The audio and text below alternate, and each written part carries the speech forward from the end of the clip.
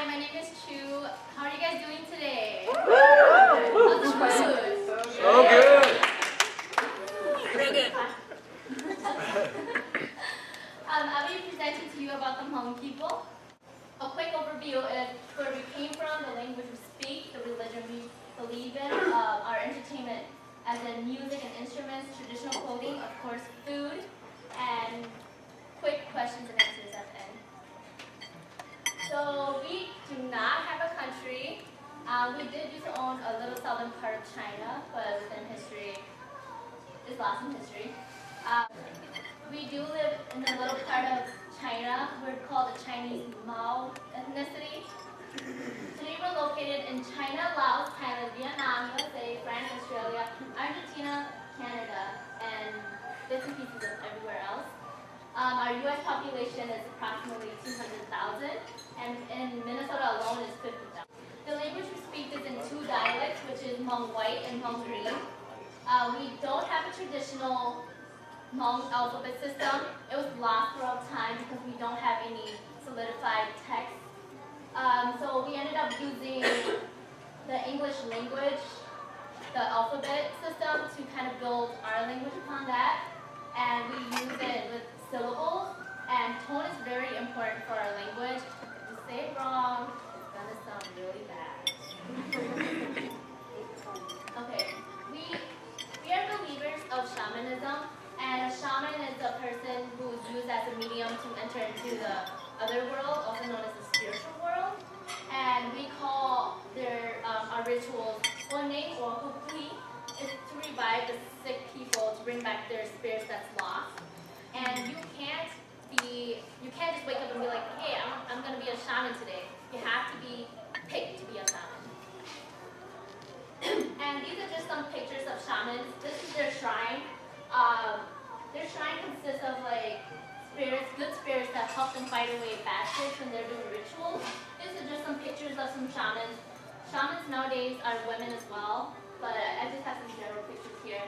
They usually have this red or black veil to help them go into the other world, and these are their, like, I would say utensils or objects to go into the other world to fight. So the Hmong music, we have something called Cuisine, and that's performed by couples, making comparisons to nature, or they're just telling a story to explain details of the ritual. So quick, sorry, it might sound kind of whiny, but it's actually really good in Hmong.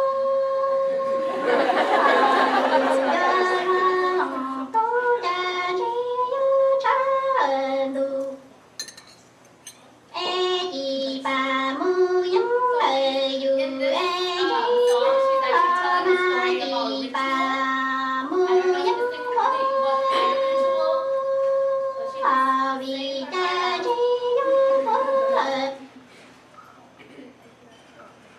and the most modern Hmong music today is called Pakwa, and that's kind of like songs that are poems with slick rhymes, clever words, and it's usually about love and life.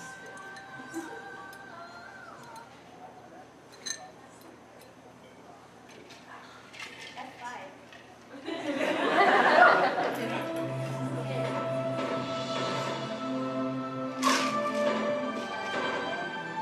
usually has like a really cool rhythm to it.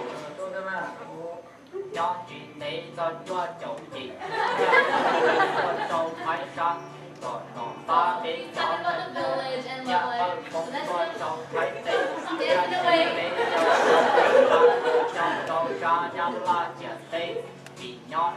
think you guys got enough of that.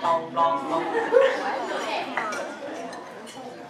So the Hmong instruments, there's a lot of Hmong instruments, but I'll just go over two of the main ones. This one is called da, which is translated in English is a flute. And it's made out of bamboo, cane, and a brass reed for the mouthpiece. There's 6 finger holes in the front and then 1 in the back for the thumb. And then young men usually play this to communicate in a secret courtship. I think that's how my dad got my mom. And the other very important ones, this is called Feng. It's a bamboo pipe-like instrument. It's designed for musicians to make sounds sucking in or blowing out of the top piece right here. There's finger holes here and on the other side as well. And each note represents a Hmong word, and that kind of leads, it's usually played in a funeral, and it leads the dead to a better place, or it gives them a path to go into a better life, I guess. So it's to pay tribute to the dead. And traditional Hmong clothing. We have 3 different types. There's more out there, but the 3 main ones I'll be going over is the Hmong white, Hmong green, and Hmong stripes. And then they're usually worn during the Hmong New Year. And sometimes in Laos and Thailand, it's worn on a daily basis, but without the heavy layering. So I'm Hmong white, hence my whiteness right here. Hmong white, that you can tell that guy has an under white button-up shirt, and you can't really see this picture, but right there, she has on a white dress. That's usually indicating Hmong white. And in Hmong green, their dresses have more details to it and more patterns and designs. It's usually the dress patterns for white and Hmong green. And Hmong stripes is on the sleeves of the shirt, as shown right here and right here. I'm pretty sure there's other ones too. But yeah, those are the 3 main Hmong traditional clothing. And there's also, if you see on her hat, there are stripes on there. The stripes in the hat sometimes indicate if you're married or not. And our 2 big festivities that we celebrate every year is the Hmong New Year and the Hmong Soccer Tournament. The Hmong New Year here, we celebrate it in mid-November, and in mid-December. The one in November is celebrated at the River Center.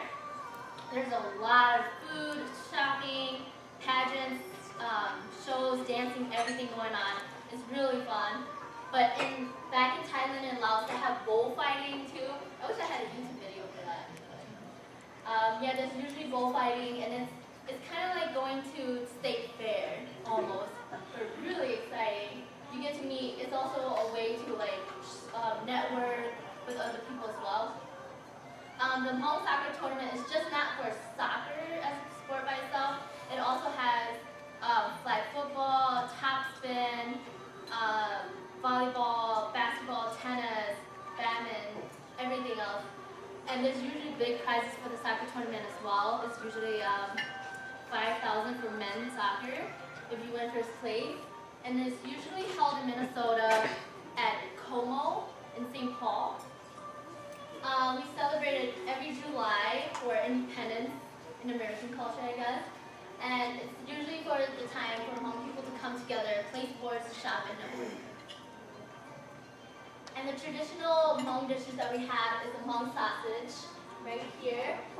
There's a lot of things that goes into a Hmong sausage. It's usually pork with lemongrass and green onions and a lot of other different kinds of seasonings as well. There's also purple sticky rice or white sticky rice. There's Hmong rice cake, which is a Hmong dessert.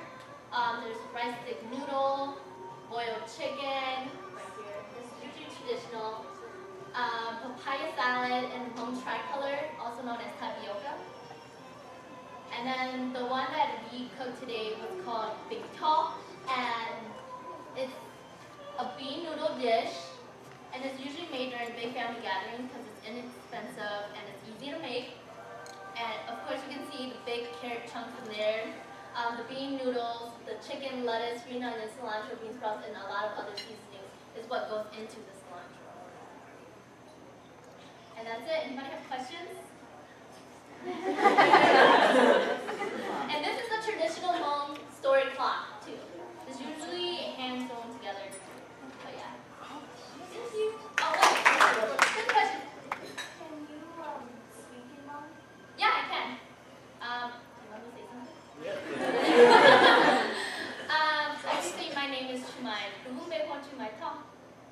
So in Hmong, our last names are pronounced differently too. It's Tao in English, but in Hmong it's To. So it's a tone difference.